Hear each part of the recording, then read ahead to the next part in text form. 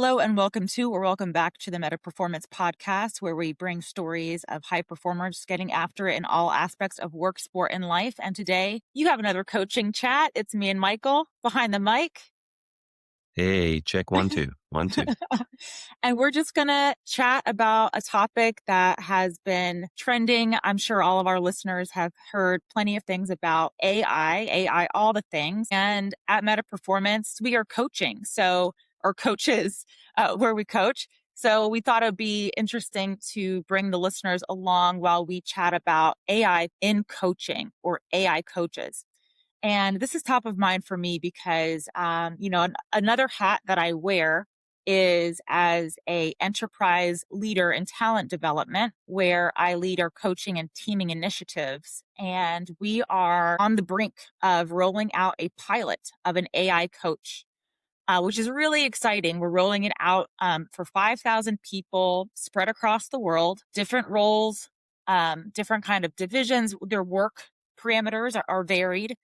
And the ethos of this was really leadership development for all. So it's been really interesting as a performance coach in both sport and work or career that I'm seeing a growing trend of AI coaching software. So I'd love to just, talk to Michael and share our thoughts with the audience about how AI coaching can contribute to performance and goals at work in sport, and kind of what do we see as the challenges, the benefits, and what a future could look like. So Michael, any thoughts on AI coaching? Have you researched any companies or really thought about how an AI coach could benefit or hinder what we do? Yeah.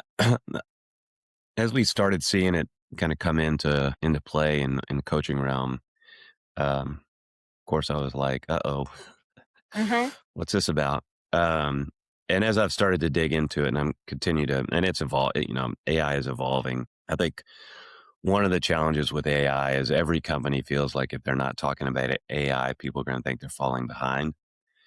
And because of that, in certain areas, the technology is just not there. Either the Mm-hmm. models haven't evolved enough, um, or it's just not a good application of AI. So, I tend to take the approach of, we don't need to jump in just because it's out there. It's like, let's find the problem and see if AI is the answer to that. That said, one of the things that's really interesting, because you and I have talked about this initiative you're working on, and something like an AI, I won't call him a coach, an assistant, a development assistant, let's call him, Mm-hmm. the ability to expand access. Because I think that's one of the challenges in coaching is, you and I keep our roster at a manageable level because we want to be able to give people the best service and really go deep with the Mm-hmm. people we work with. Mm-hmm. And so having an AI assistant that could be there to answer some of the simple questions and get more access to coaching for people. Because even when I was in the corporate world, the coaches were kind of left to the senior execs. And so you've got all these middle managers, new managers, or emerging leaders who could really benefit from coaching. And so something where you've got something that can expand that access, I think is a really good thing. Asterisk, assuming the model is good. And I think I've seen some applications in the athletic world where it's a good supplement, but I've Mm-hmm. also seen some um, recommendations from some of these AI coaches that I'm like, that's not good. And if someone, thankfully I had a former athlete send me a recommendation that he got from an AI coach. And he's like, does this seem right? I was like, nope. Huh. He was smart enough to know that something was amiss. And so he reached out to just get a second pair of eyes on it. And so that is one of my concerns about, these coaching AI models. If the people don't have the experience to recognize, they haven't been training long enough with a coach to understand what is right and what isn't right, and just relying on blind faith, whatever the AI is spitting back to them. Right. It's good that you were in his corner, that he was aware enough to reach out. Yeah. Something doesn't seem right. Is this right? And could validate. But kind of going back to an earlier point that you made, the scalability, Yeah. AI coaching for performance in any direction. allows scale, which is really exciting. And to your point of, usually coaching has been for the top of the house, for the most senior leaders, because it comes at a cost. And this has been something that has always stood out to me because, as a air quotes executive coach, I didn't necessarily want to work on just or work with just executives, but everybody can be developed. And I've Yeah. always said we can look at Olympic athletes. They don't wait to make the Olympic team to get a coach. You've been coached the whole time. So why in corporate are we waiting for somebody to make the C-suite before they get a coach? It's frankly like backwards, right? And that's a very clear example that I like to share because I just think it illuminates that coaching is for development. It's not for problems and it's not for just when somebody, is transitioning into an executive role. So it's very exciting to be able to leverage a technology for AI coaching to air quotes the masses or really to people that have never had access to it before. And why I'm excited about that is the more people that have that education, that experience with what coaching is and what it's not, then they know how they can use it. Then it becomes a tool in the toolbox that they can go Hmm. to as they move along their career trajectory. And from a sporting side, maybe somebody is really interested in getting into running. And so there's a lot of AI run coaches that are available now in the marketplace, some good, some not as good, right? But if it is enough for somebody to say like, oh, this is what coaching is or could be. My hope is that individuals say, hey, the AI coach was good. I bet a human coach is even better. And it actually creates more inroads for people to reach out to human coaches. I think the asterisk there is good human coaches, right? Right. Because I Right. think that the bottom tier, that exists in every profession. They're the ones that are truly going to be competing with AI. I think everybody else, I really see AI tools as not taking a bigger slice of the coaching pie, but making the coaching pie bigger. Um, as long as it's done well and there's guardrails and we're all learning and growing from this as we move along. But, it's interesting to think about as a athletic coach, we'll kind of stay in this lane, what a hybrid coaching approach could be. And it's so funny that hybrid coaching is now a vernacular because you have to be specific. Am I talking about an AI coach or am I talking about a human coach? And a hybrid, no surprise, is a combination of the two. So when could AI, or question for you, when do you think AI coaching could augment human coaching when it comes to sport development? Yeah. This is the one area where I'm excited about the possibility of AI or the opportunities with AI is, for example, we've been very fortunate, and I think it's just um, part of our success is a lot of our clients have been working with us for 3, 4, 5, 6 years. Mm-hmm. And so I've got 5, 6 years of data Mm-hmm. on some of my athletes, and it's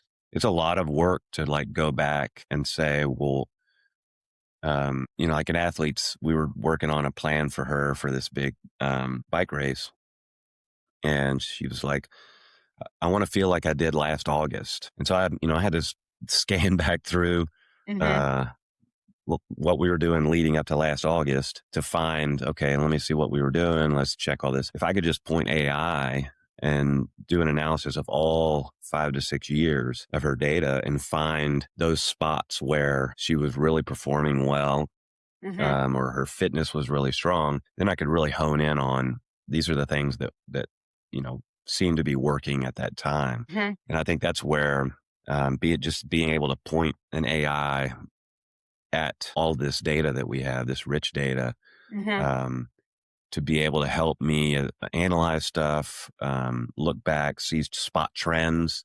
Mm-hmm. I mean, we use Training Peaks, and they've got some really good tools to help you, but it's still, I gotta go look back, and but having an AI sit on top of something like that would be super helpful to me as a coach, Yeah. to be able to spot those trends and figure out, not just rely on my memory or their memory or whatever. Yeah. I've heard or read some forums of coaches kind of downloading CSV files from Training Peaks, from Garmin, what have you. Which if you don't know what you're looking at, it would definitely be difficult to discern.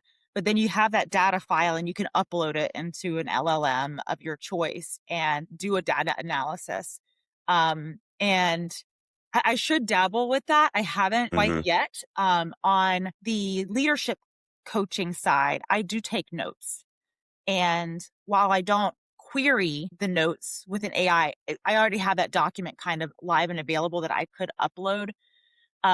So that's interesting as kind of even if just it's validation, right? It's confirmation Yeah. of like your eyeballs and your brain and your knowledge of working with this person and their performance over time. And I am going to say no one from Training Peaks is listening to this. So I think, our idea generation is safe within the podcast, but I could definitely see a huge value if you imagine Training Peaks, but there's like an AI agent down in the bottom, like it's like Clippy 5.0, right? Bring back Clippy. Yeah. And you say, hey, I'm working with athlete name. How was she performing, or what were the parameters? How many hours? What was her TSS like last Yeah. year leading into this race? Where it's an embedded AI that you can add prompts to right into like the left. I imagine it like 'cause everything is on the left hand menu at Training Peaks. But if they're not working on that already, I'm sure they are. But I that got to would believe it. be huge, Yeah. huge. And to Well, or see even to like, proactively yes, yeah, point things out, either anomalies or something. It's hmm interesting you mentioned note taking because that is one area that I'm using AI now. hmm So with my client meetings, I'm using a note taking tool called Granola, and Marcia actually found it. It's amazing. Not only for its accuracy, like I rarely have to edit it much. wow. Um, So and it's better what than Zoom note taker, is what you're saying. Oh, yes. Yeah. I Okay. mean, I typically am down to just s like, correcting the spelling on names. Wow. It's that good. Granola. Um, and you can install it to your desktop or your phone. So if you're at a meeting, you can start it on your phone. You don't have to like don't have your computer. But what's helped me is that really allows me to truly listen even better, hmm hmm because I know the notes are being taken, and so I can more actively listen and not have to worry about am I capturing every word. Also, my handwriting's horrible, so can I reinterpret it when I get back to the notes? Yeah. And then I just copy and paste. I look at what they captured, make any corrections, copy and paste it into the notes document I keep with for all my athletes. And so it's super helpful for me not only to be more present when we're hmm having calls, but also to have those notes that I can refer back. Oh, hmm we'd had that conversation 2 weeks ago. I wanted to follow up on X, Y, or Z. hmm So that is definitely one area where I'm using AI to support my coaching I practice. love that. And being fully present and not needing to write things down or saying like, oh, that's important. Like, I want to make sure I don't forget this. They don't forget this. Is, I think, a game changer. And Yeah. I remember when I first started my formal coaching education at Brown, feeling like I needed to remember everything. Or, you're already thinking about the next question. And number one, trusting yourself that you'll remember what's important is important. But having AI that takes all of that worry off the table so that you can be fully present, that's huge. And I'm wondering, if you're on a video call, hmm a virtual call, does your participant, your client, do they get notified? Like Granola is taking notes, or do you just close that? And have you had any resistance? Somebody saying like, you know what, like don't use the AI note taker. No, they do not know that. And that's true for Zoom as well, the Zoom note taker. Really? I don't think Oh, there's a I thought it notification was. that, Oh, okay. right. Maybe I it's think it just on just the takes user it. side. Like I see note taker. Yes, on the user side, you see it. Okay. Um, I interestingly, because I looked this up because I was thinking about, I mean, there's laws around videotaping and Yeah. recording that Um, probably more as a matter of courtesy, you should say, "Hey, I'm using this note-taking app. It's Yes. listening in the background." Yep. But um, depending on the state you're in, you're not required to do that because you're basically recording yourself. It's in most states that's legal. Ah, But I do think as a matter of courtesy, you should just let people know, "Hey, by the way, I've got a AI agent that's taking yeah. notes in the background." For sure. So, like, they can consent Yeah, or even say, like, "Hey, stop the transcription or stop the recording," for whatever yeah, reason, just, choice. It's their session.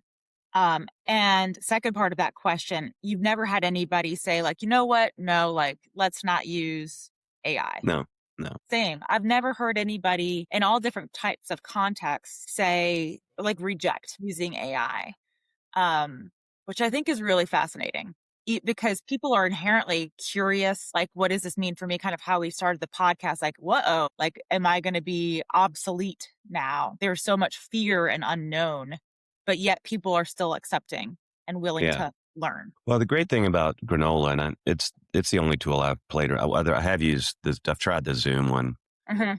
but it does not. It doesn't save the recording. It's just Okay. listening in the background Hmm. and creates the notes, and you can pause it at any time. Hmm. So if someone needed to talk about something really, really personal, they could certainly say, "Hey, just Hmm. pause" or whatever. But Hmm. um, it's based on what I could read both on their website and just reviews. They're not keeping any recordings or any of that.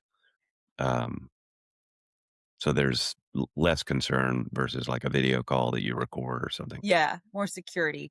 We Yeah. had to, I would say a lot of people much smarter in that department of compliance and legal and safety when we were shopping for AI coaches because it's a coaching conversation. It's Hmm. personal, it's confidential by nature, and we needed to make sure that, like, HR wasn't gonna be HR, much less the company that wrote this and created it. Neither parties had access to the confidential conversations, Yeah. that the virtual coach is having with their clients. And that's a big deal. And I'm anticipating as we roll this out, if people are going to be, well, probably people will be in one of two camps. One is like, hey, cool, awesome, give it to me, right? They're very tech friendly, tech interested. They like to pick things up and play around. And it is a very intuitive interface. And, corporate's going to do what corporate does. We have a marketing campaign, we have messaging, we have communications, we have training, we have all the things Hmm. to support. And the tool is um, so easy that you truly don't even need it. You can just start using it. But then I think there's another probably good, let's say 50% of the population that is going to be like, whoa, this is a tool from HR for just for me. And you're telling me it's secret and Confidential. confidential. Like, Right. right? I mean, HR and confidential, people will automatically refute, even if it actually truly is. So I'm anticipating some hesitancy and some pushback. So it's good for me to think about this out loud because we should have some like be prepared on how we can, maybe share something very, I don't know, like the tech architecture that shows that it is actually very safe and secure. But what's really cool about the AI coach is it is not an avatar. So a lot of tools that I've seen use like an avatar, a generated figure, wholly distracting, right? There's Clippy always like some kind of glitches or like bandwidth. It's like you're watching a dubbed movie in a foreign language. And very distracting. And the best ones that I've seen now are just like orbs, or it's just like the bike with like a glowing circle around it. And you just speak to it and it simply speaks back or writes back in text. Um, and it is pretty remarkable. And then this tool integrates to Microsoft Office. So it can actually look at your calendar and oh, say, hey, Michael, we see that you have a weekly standing meeting with Holly. Um, how can we help you prepare for your next meeting? So it's amazing. And if you don't that's cool. talk to it in 3 days, it will reach out to you. Hey, Michael, it's your coach. It's been 3 days since we had a conversation. I'm checking in. How's it going? Mm. That's wild. Yeah. So we're learning, and I'm very interested to kind of be what I'd like to say is the forefront of this is how can those AI conversations then be leveraged to a human coach? So say I'm Yeah. a coach for an executive or an athlete and they're using an AI coach for 2 weeks. Hey, how are you progressing on your development goals? How did that conversation go? How was your presentation? How did you feel on that run? How's your recovery? How has sleep been going? Tell me about your nutrition. And then when you have the one-on-one session with your human coach, you're kind of brought up to speed already. The AI told me that you've been making progress this way. These are your challenges over the next 2 weeks. And I haven't been able to see a good example of a human coach leveraging AI in that way yet. But just as you had mentioned, using a AI note taker helps you be more present. I can imagine that being able to start a session with all of the information already up front be huge, because then you're just moving forward. You're not spending time catching up. Well, and I think that's spot on, and I think that's another area where AI can support both the client and the coach. Mhm. And that often I'll have athletes will be just curious about a workout or the past week's workout Yep. and feel technically savvy and just want to, better understand stuff. Mhm. And so they do some querying themselves. Yes. And probably half of my athletes are really into like the science of sports, Mhm. and the other half is just, hey, just give me the workout and you Mhm. tell me how I'm doing.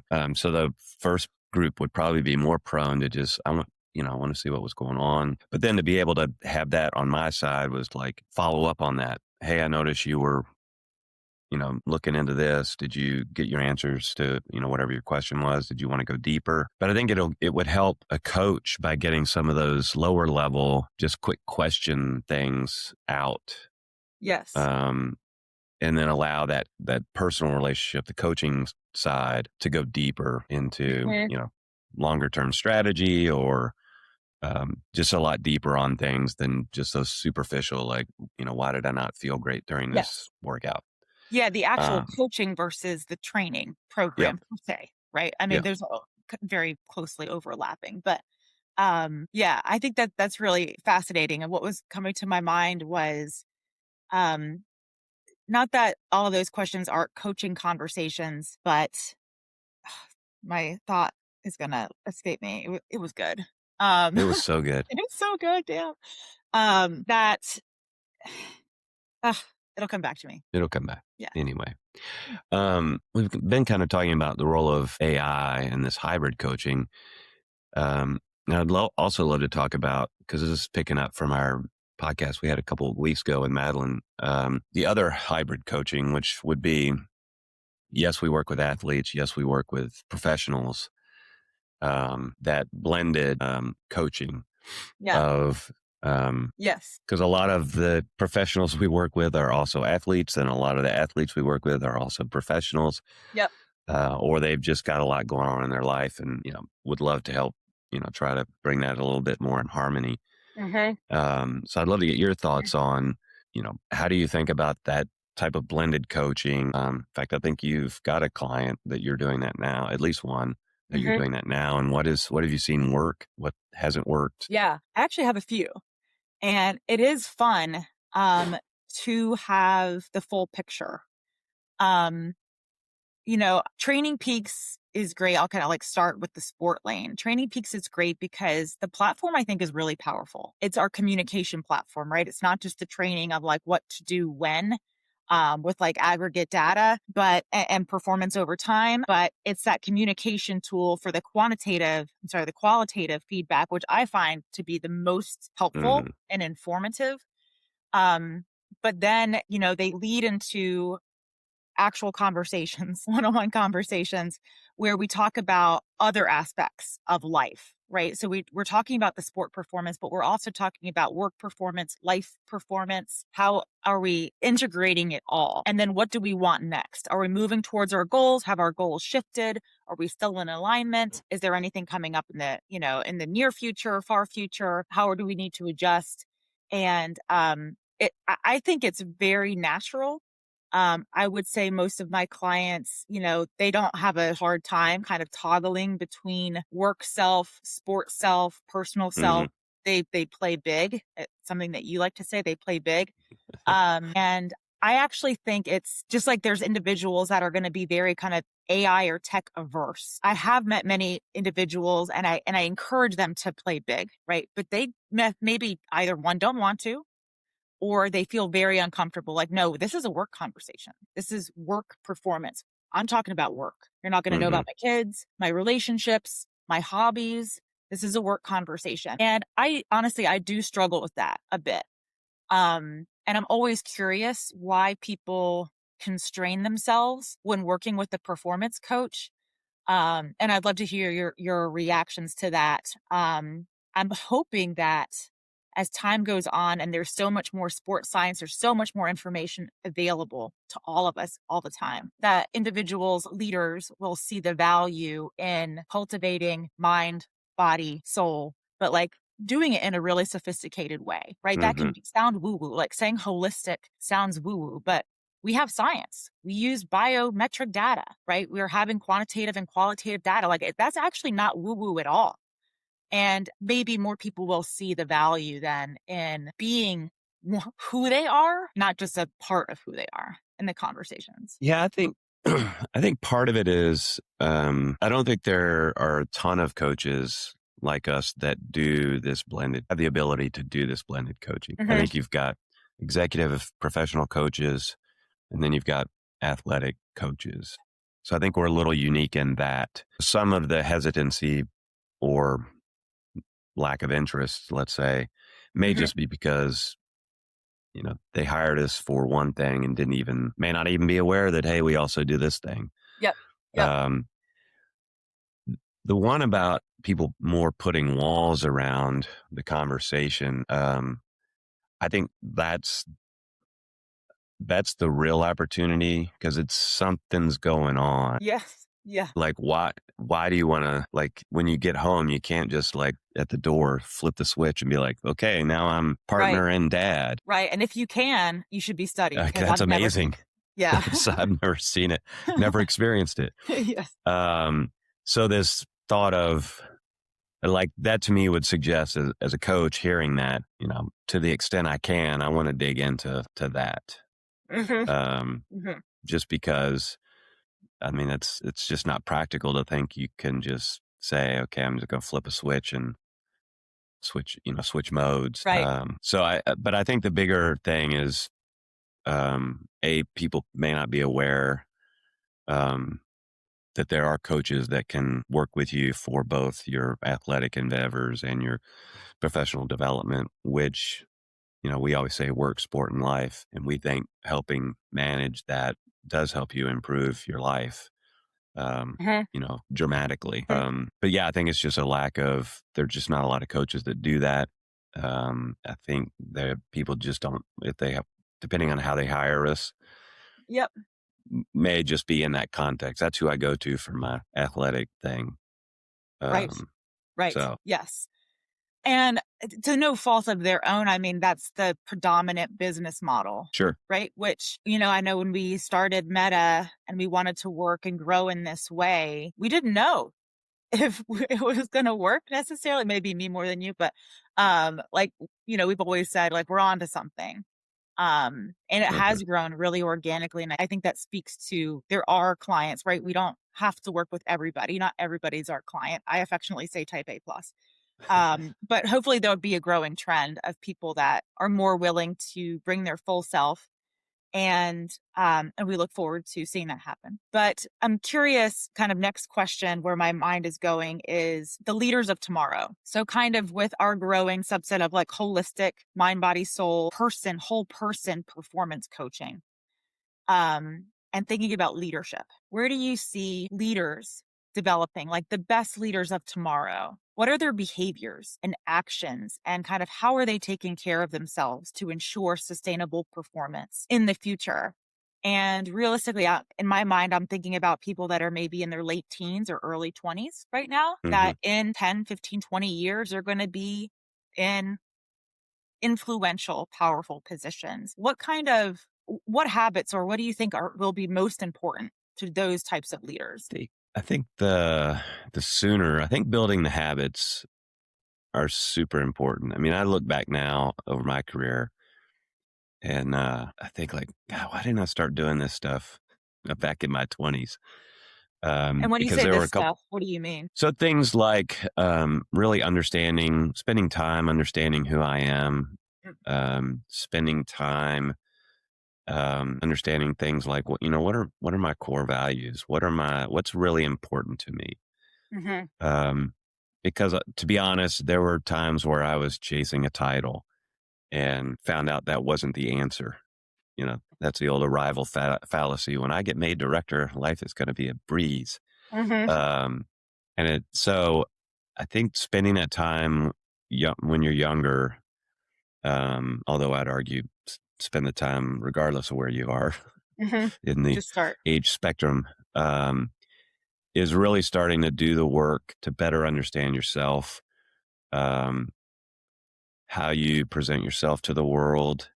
For me, I've gotten into some habits that really work for me. And every morning, meditating, reading, start the day and end the day reading. I read something um, coaching wise or that's going to help me develop in the morning because then I'll remember it.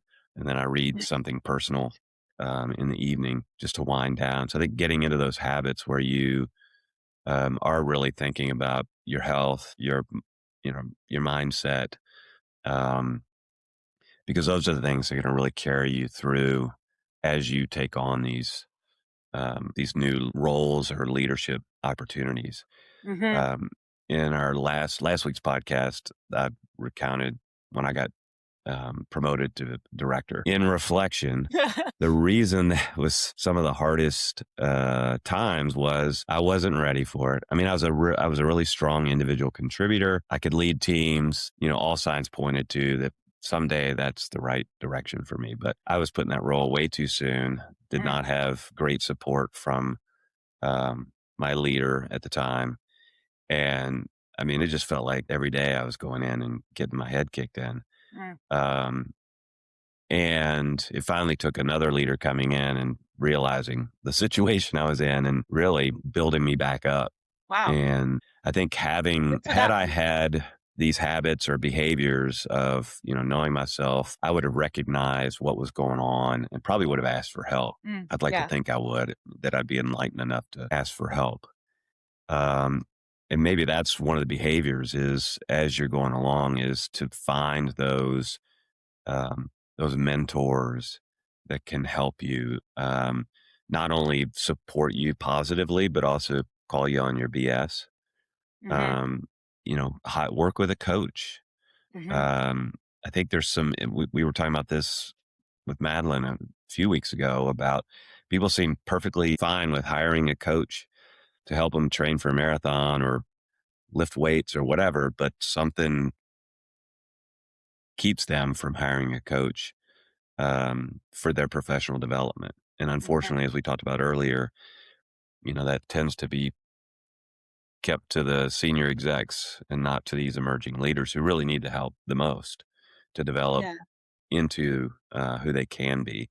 Who they But yeah, want I think it's, even. and who they want to be. And yeah, because I think that's the other value of a coach is, and understanding what's important to you, what your core values are, is you can find the things that you want to say no to Yes.